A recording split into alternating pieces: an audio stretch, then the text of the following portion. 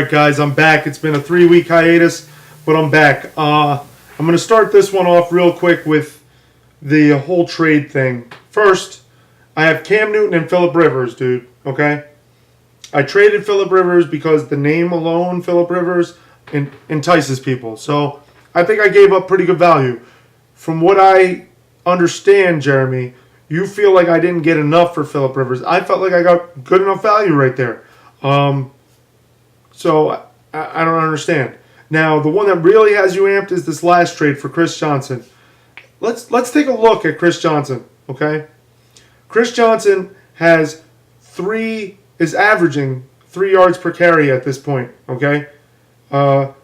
He has 1 touchdown in 5 games. A guy that is supposed to be one of the best running backs in the NFL.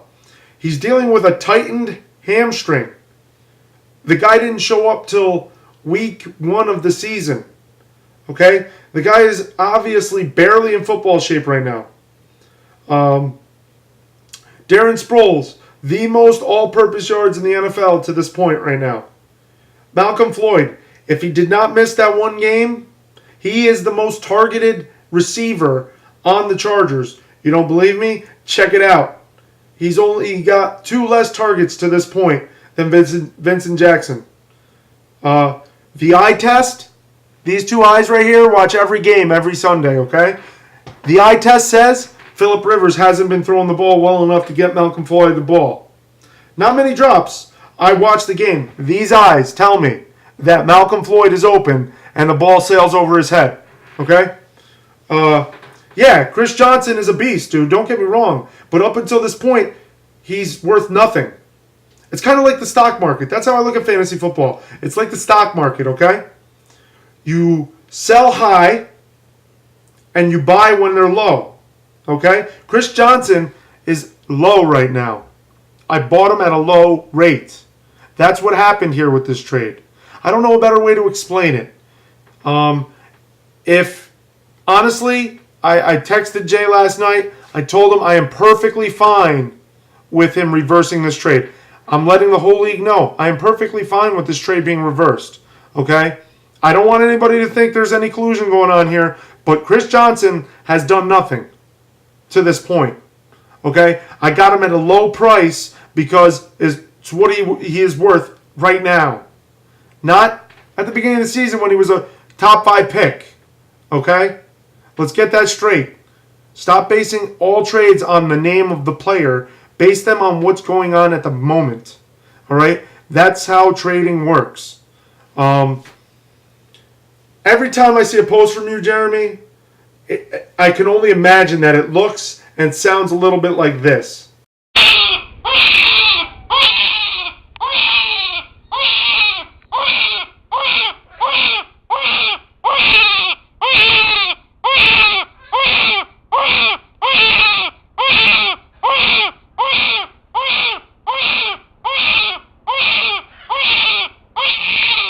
So stop your whining, dude, and let me get to this week's projections.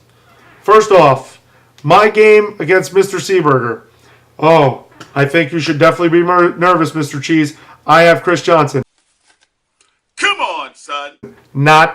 Don't even worry about it, dude. If we look at the projections, even with Chris Johnson on my team, I'm still projected to lose by 30 points, dude. Come on, son. All right, so I'm 1-5, Jeremy. 1-5. That move probably doesn't help me get in the playoffs. Maybe it does, but probably doesn't, okay? So I'm 1-5.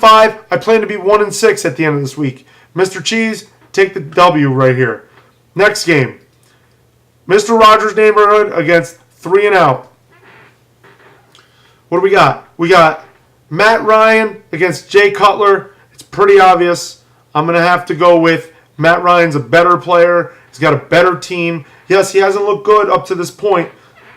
But I think against Detroit, he's got a shot. Jay Cutler's going across the pond. He's going to be tired. He loves to throw the ball to Forte. And let's be honest, no receivers. None. Okay? Ryan Matthews, Maurice Jones-Drew, Arian Foster, and I assume you're going to play Ryan Grant because Cedric Benson's on a bye. I'm going to have to say Ryan Matthews and MJD all day. Much better players. I mean, well, that's it. James Starks and Daniel Thomas, flex plays. I will say Daniel Thomas has the better game here, but it's not going to be enough for Manu. Receivers, Calvin Johnson, Santonio Holmes. Honestly, I would go with Brandon Lloyd, Jay, only because he just got traded to the Rams. I feel like the Rams are about to start moving now. They got a good receiver, a solid receiver, and Brandon Lloyd could start putting up some serious points here. Hakeem Nicks and Santana Moss. Hakeem Nicks is obviously on a bye. I assume you're going to play Vincent Jackson, but we're talking about playing Vincent Jackson against Darrelle Revis. So let's tame our expectations there. Receivers all J. Tight ends, Rob Gronkowski on a bye. You're going to have to pick up a tight end. Fred Davis, obviously. Bears defense against, I don't know, whoever you want to pick up, Manu. And John Casey against David Akers or another guy you have to pick up. I'm going to have to say this game is pretty simple. It's going to be Mr. Rogers' neighborhood going 5-2, continuing his win streak to 4. Next game, replacements against Matthew Berry's love list. Honestly, this is the battle of the two of the worst teams in the league. When you got Curtis Painter starting at your quarterback position, wow. Okay? Wow. Michael Bush and Reggie Bush, they're about even in my opinion. Michael Bush is playing a bad defense. Reggie Bush playing a bad defense. Ryan Terrain at Carolina, if they give him the ball enough, Carolina's defense is terrible against the run. Terrible. I could see a big game out of Terrain. Hardesty finally getting his shot. But Seattle, very good run defense. Look into it, Jay. It's true. Andre Johnson may play today. This week, if he does, you have to play him over Percy Harvin. Your flexes, Anquan Bolden and Doug Baldwin. Doug Baldwin has come out of nowhere. I think he's all right. It's about even at the flex, but with the matchup, Anquan Bolden against Jacksonville, he'll have another 100-yard receiving game here, maybe even get in the end zone. Harvin and Garcon against Roddy White and Mike Wallace. Jay, I'll give you that one. I'll say that you got the receivers right there. Jason Witten and Greg Olsen, it's Witten all day. Matty, you're going to have to put a defense in and a kicker. So pick one up soon. If you get a decent defense in there, Matty P, I'm going to have to say you get your first win this week. You're going to be 1-6, dropping Mr. Roselle to 3-4. Good luck to both of you. B-Town against Brown Eye. This is the game of the week right here. I love this matchup. Jeremy, you're about to get your first loss, because you sound like this.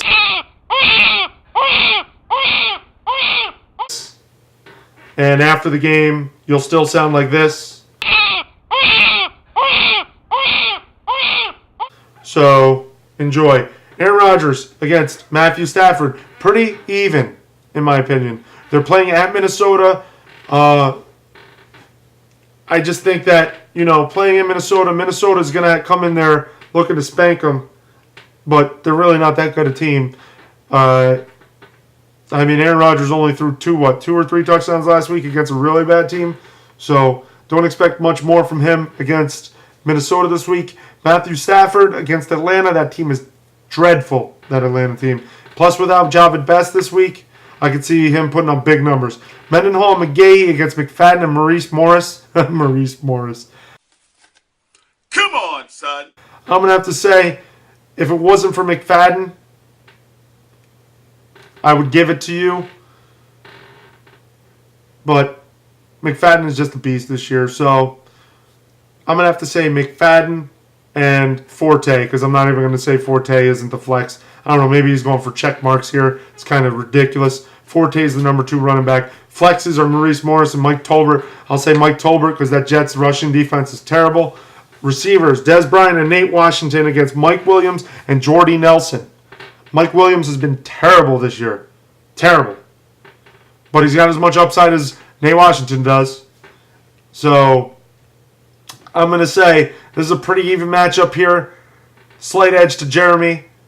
And tight ends, Jimmy Graham and Jermichael Finley. Jimmy Graham is an absolute beast. Absolute beast. Jimmy Graham all week, all year. Jermichael Finley really hasn't impressed me at all this season. I mean, if we look at his stats, he's really only had one double-digit game. One. Other than that, his highest scoring game besides the 26-point game is 6. 6. That's it. All right? Jimmy Graham here. Ravens against the Saints D. We don't, like I said, I don't really pay attention to defense or kickers. I'm going to give the win to Brown Eye by a lot, honestly. I think Brown Eye wins handily here. First loss for Mr. Schuhart. Christian Ponder for MVP against Fake and Bake.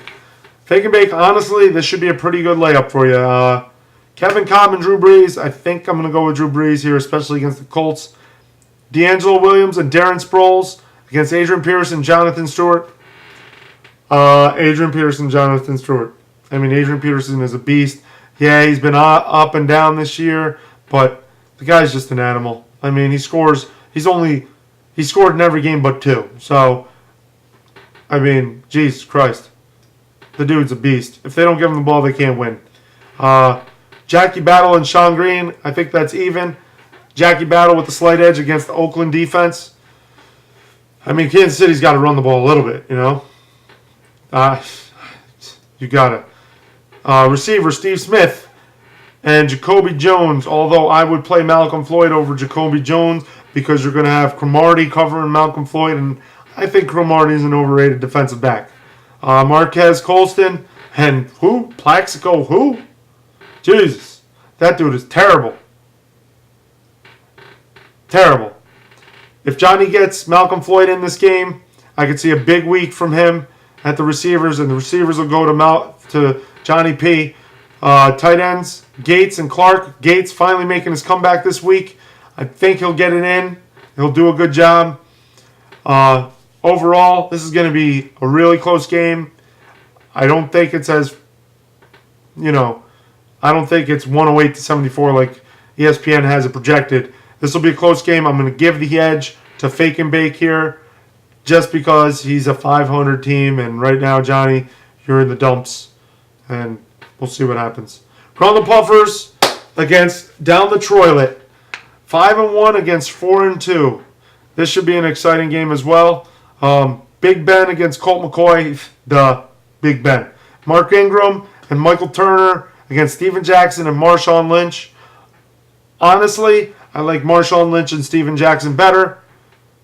The flexes, Lance Moore and Ernest Graham. Ernest Graham looked like a beast last week. I think that dude is going to just be ridiculous again when they go overseas. Both teams are going to be tired. Chicago's defense is going to be tired. Greg Jennings, Kevin Walter against Brandon Marshall and Devin Hester. Really? Wow. Brandon Marshall and Greg Jennings are pretty close, even matchup. I think Marshall's going to go off this week. He's playing his former team in Miami. And he looked pretty good against Rivas besides that one drop touchdown last week. Pretty even matchup right there. Although, because of the QBs, I'm going to have to say Grundle Puffers moves to 6-1. Mike Newman, you're moving down to 4-3. Sorry about that, man. But we're coming down to the home stretch. I have to start winning. That's the key here. I have to start winning. I can't expect to get in the playoffs if I lose again this week. It's going to be really tough. Jeremy, calm down, dude. It's one trade. I don't know what to tell you, dude. I tried to make you some offers at the beginning of the year. You didn't want to have anything to do with it. You're playing the runaround game. I don't have time for that, dude. When I see something, I look every week. I look at everybody's team. I want to make a trade. You can always count on me to make a trade. If anybody wants to make a trade ever in this league, give me a shout, dude. I'm always looking to make a deal. Okay?